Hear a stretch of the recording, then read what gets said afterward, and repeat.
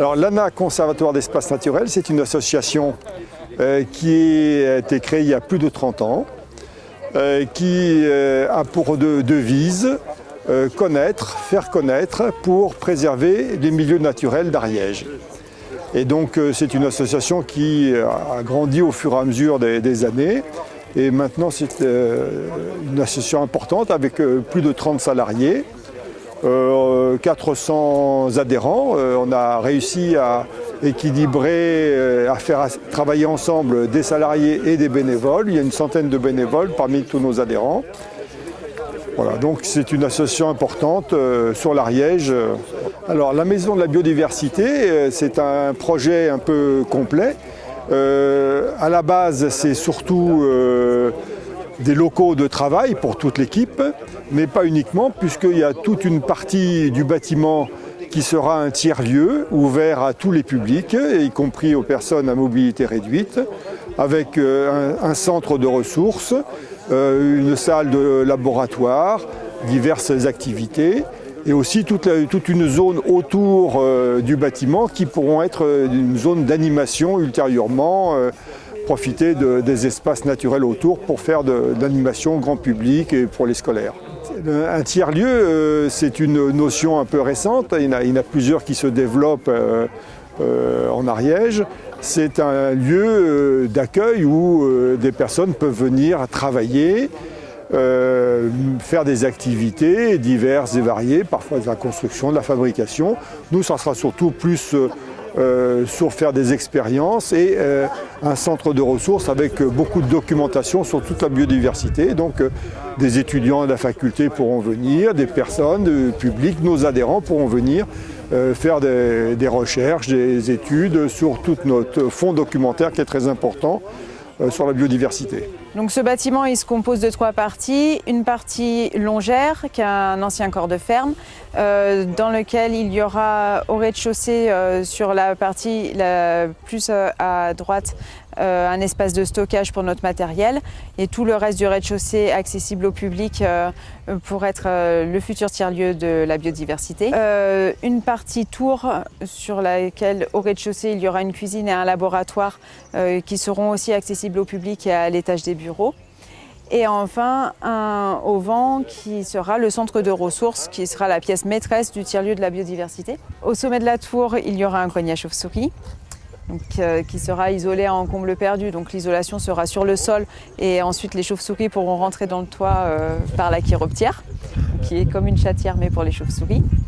Et sur le reste de l'étage de la longère et de la tour, on aura une série de bureaux aussi qui permettront à notre équipe de 30 salariés de travailler. C'est un bâtiment qui est conçu pour être économe en énergie, donc à la fois dans sa conception et dans l'usage.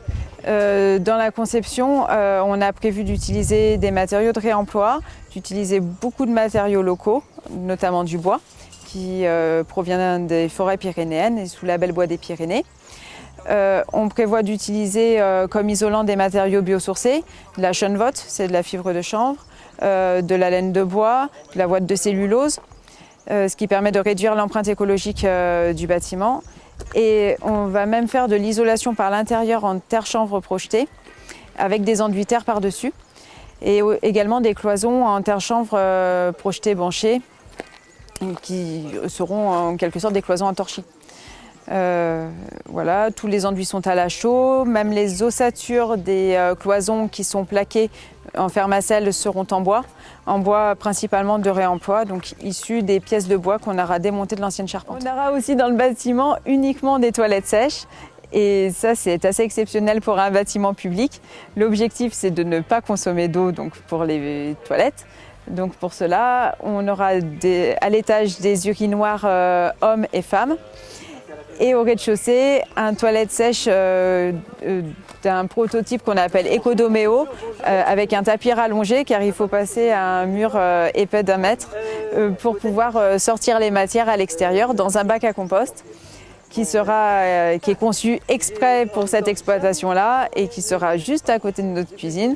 Et tout l'enjeu de la conception est qu'il n'y ait pas d'odeur et que ce ne soit pas un contre-exemple pour inciter un maximum de porteurs de projets de bâtiments comme ça de faire la même chose que nous. Les artisans, ils sont tous issus de la région Occitanie et même pour la plupart du département de l'Ariège. Pour nous, c'était quelque chose d'important, même si on n'a forcément pas fait de choix là-dessus parce que c'est interdit par le Code de la commande publique. Mais on a eu la chance d'avoir des candidatures d'artisans locaux, et voire même très locaux, parce que notre menuisier, il est à Saint-Pierre-de-Rivière, à 3 km d'ici. Et on a aussi des autres artisans de l'agglomération de Foix-Vary. Et ça, c'est une vraie chance pour nous parce que ça leur permet aussi d'être flexibles et d'être souvent sur le chantier, de ne pas savoir quand il y a une question, une mesure à reprendre ou quoi. Voilà. On a une bonne équipe sur ce chantier, vraiment. Alors les travaux ont commencé en septembre 2022 et ils doivent se terminer au début de l'année 2024. Voilà. Donc on espère emménager au premier trimestre 2024. Voilà. On est limité dans le temps aussi par nos subventions, notamment du Leader, qui ont une date limite d'utilisation.